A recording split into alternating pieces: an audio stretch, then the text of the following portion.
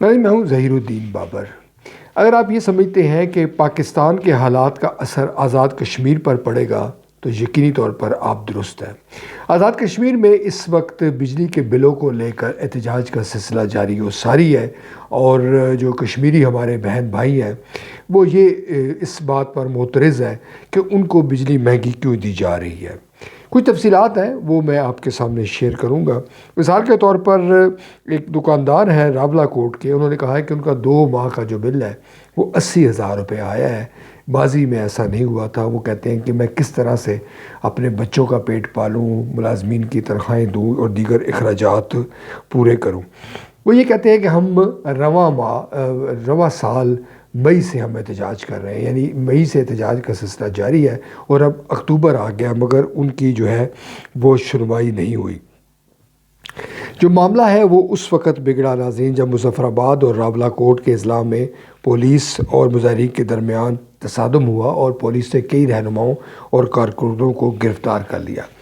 جب ایسی صورتحال ہوئی تو جو کشمیر کی ہماری خواتین ہیں وہ بھی باہر آ گئی اور انہوں نے بھی احتجاج کیا، اور ہماری کشمیری بہنوں نے بھی اس بات پر معترض ہوئی کہ ایک جائز مطالبے کو حکومت پاکستان کیوں قبول نہیں کر رہی، یا آزاد کشمیر کی حکومت کیوں نہیں قبول کر رہی۔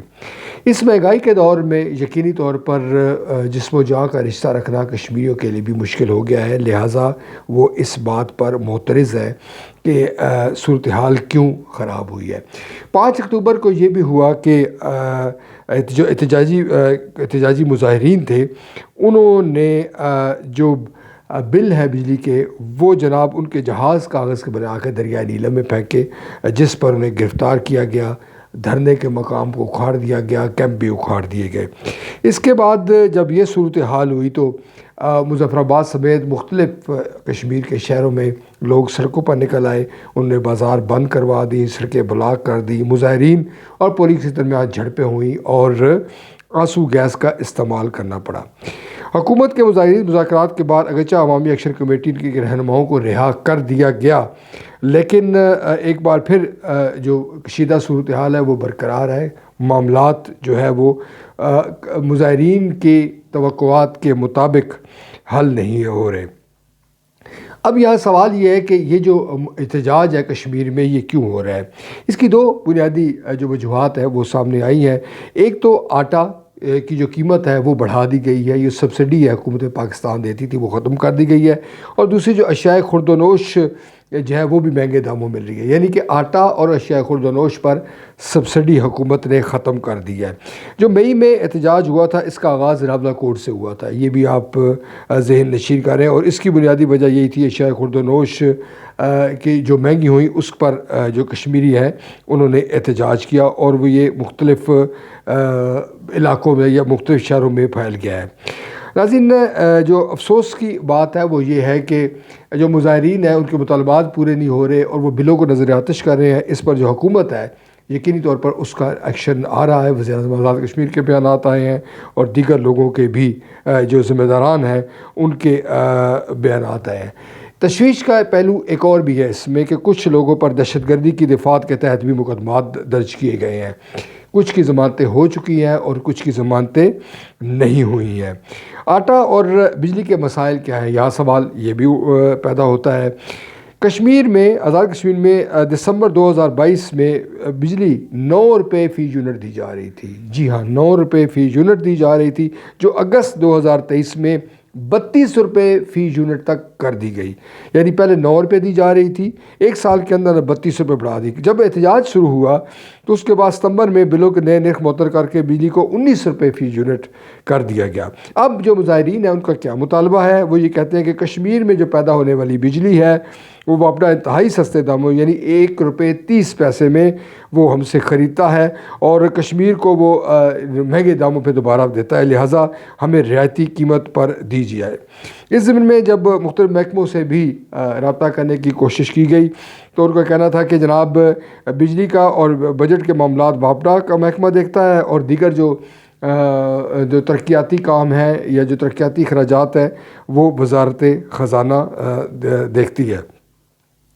ناظرین، ایک اور جو دلچسپ تقابل ہے وہ بھی خوفناک ہے کہ بھارت کے زیر اہتمام کشمیر کے بازاروں میں 20 کلو آٹے کی قیمت 30,000 روپے ہے، جبکہ حکومت کی جانب سے سبسڈی آٹا جو ہے وہ 1590 روپے میں دیا جا رہا ہے۔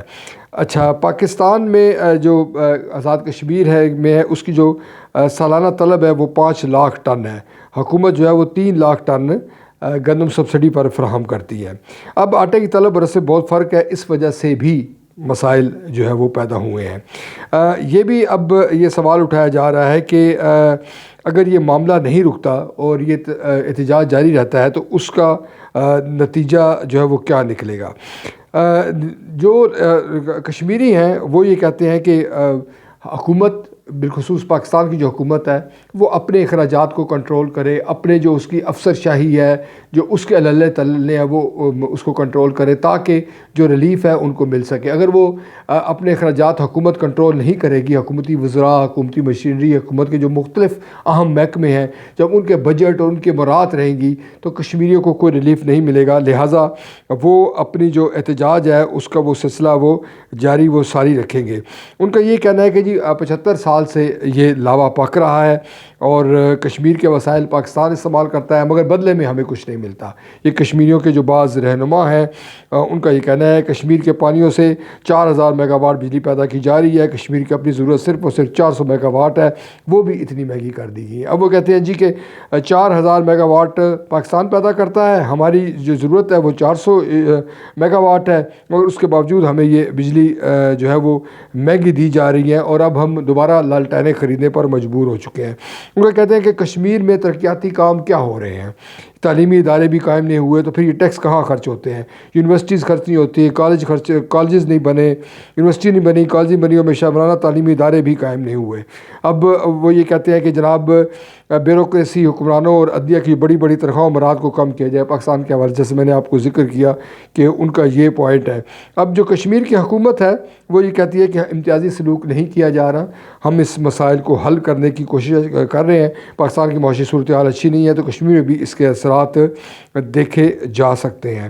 ناظرین، کچھ بھی ہو مگر ایک بات یقینی طور پر طے ہے کہ یہ جو سلسلہ جاری و ساری ہے اس کے یقینی طور پر منفی اثرات کشمیر اور پاکستان کے تعلقات پر بنے گے، یعنی آزاد کشمیر اور پاکستان کے تعلقات پر۔ مگر دوسری جانب جو بھارت ہے وہ اس معاملات کو کیش کرائے گا، بھارتی میڈیا اس کو اچھال رہا ہے اور وہ یہ کہہ رہا ہے کہ خود پاکستان کے زیر انتظام یعنی جو آزاد کشمیر ہے وہاں کی آپ صورتحال دیکھ لیں، اور پاکستان جو ہے ان مسائل کو کشمیریوں کے خلاف یہ اقدامات اٹھا رہا ہے۔ آپ جانتے ہیں کہ بھارت چونکہ ہمارا دشمن ہے لہٰذا اس کا پروپیگنڈا جاری رہے گا۔ یہ سوچنا چاہیے ہمیں کہ تیزی کے ساتھ ان مسائل کو حل کر لیں، بصورت دیگر جو اس کے منفی اثرات ہیں وہ مزید مرتب ہوں گے۔